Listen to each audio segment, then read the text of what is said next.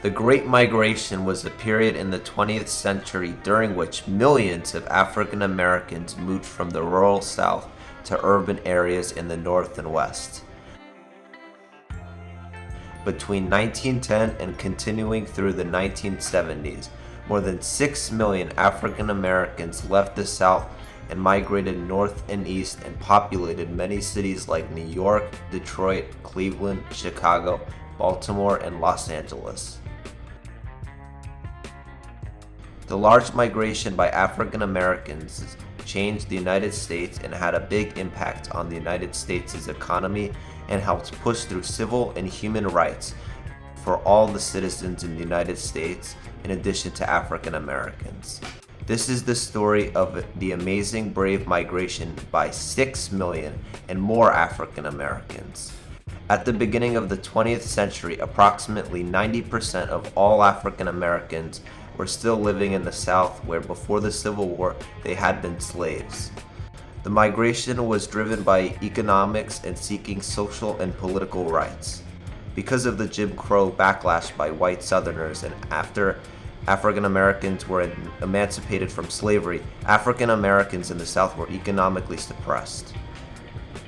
Most African Americans in the South did not own their own land and worked as low-paid sharecroppers, servants, or workers for menial labor. Many African Americans lived and worked on farms, but they were often paid very little for their labor and had very few opportunities for advancement.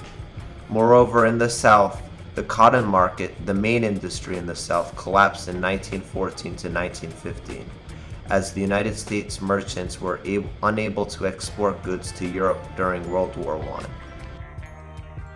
Thousands of farmers, black and white, went out of business. At the same time, the South faced an infestation of boll weevil bugs which destroyed millions of acres of cottons across the Black Belt, reducing production. Also in the South, the mechanization of Southern agriculture reduced the demand for unskilled black labor. At the same time that demand for African American labor was reducing in the South, the need for unskilled labor in the North and West was booming. The industrialization of the North had relied on cheap labor from millions of European immigrants coming to the United States at the end of the 19th century and beginning of the 20th century. With World War I starting in 1914, that immigration wave and source of cheap labor slowed to a trickle. The northern urban industries were faced with labor shortages. All of these economic developments prompted growing numbers of African Americans to leave their homes and seek to establish their families and communities elsewhere. With the rapid growth of northern manufacturing and production, African Americans understood that new employment opportunities and a higher standard of living would be available to them outside of the South. But there was another important reason that African Americans migrated from the South to the North and West. They were seeking social and political rights. The South had violently taken social and political rights away from African Americans. In addition to political rights, the South had denied African Americans access to education and health care and other basic necessities. But it was the terror that African Americans faced in the South that made many leave for the North and the West. More than 4,000 African Americans were killed in racial terror lynchings between 1877 and 1950. Many of these extrajudicial murders were celebratory public spectacles where thousands of white people, including elected officials and prominent citizens, gathered to witness victims being gruesomely tortured and mutilated. White newspapers advertised these carnival-like events. Vendors sold food, photographers printed postcards, and victims' clothing and body parts were given out as souvenirs. In addition to the violent terror that African Americans faced in the South, they also faced that they were not equal citizens in the South, as Isabel Wilkerson, who won a Pulitzer Prize for her work on the Great Migration, explains. Anything that could be conceived of that would separate black people from white people was devised and codified by someone in some state in the South. There were colored and white waiting rooms everywhere, from doctors' offices to the bus stations, as people may already know. But there were actually colored windows at the post office in, for example, Pensacola, Florida. And there were white and colored telephone booths in Oklahoma. And there were separate windows where white people and black people would go to get their license plates in Indianola, Mississippi. And there were even separate tellers to make your deposits at the First National Bank in Atlanta. Other factors also fueled the Great Migration, particularly that many African Americans served in World War I and then World War II. As these African Americans who served in the military during these wars were exposed to different parts of the country and the world, some decided to settle in these new areas after the wars ended. As these African Americans helped protect the United States during those wars, they realized they didn't have rights in the South and it was better to move to the North and West. There were also factors which pulled African Americans to the North and West.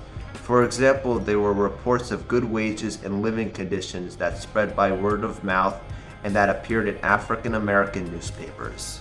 The Chicago Defender was one such African American newspaper which helped the Great Migration by having advertisements for housing and employment and first-hand stories of newfound success in the North.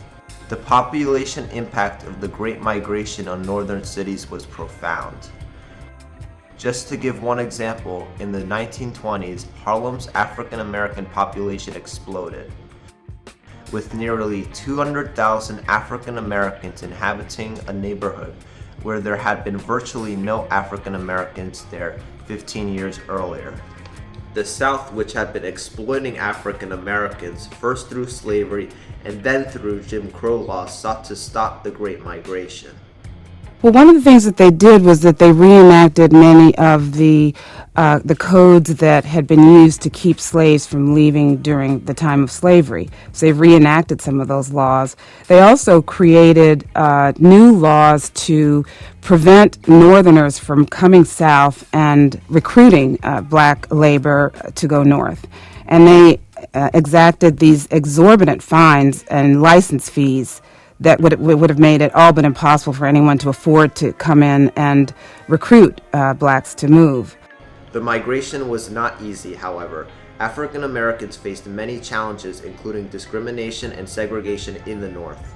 They were often confined to poor, overcrowded neighborhoods and were denied access to good schools, housing, and other resources. Many also experienced violence and prejudice at the hands of white residents and authorities.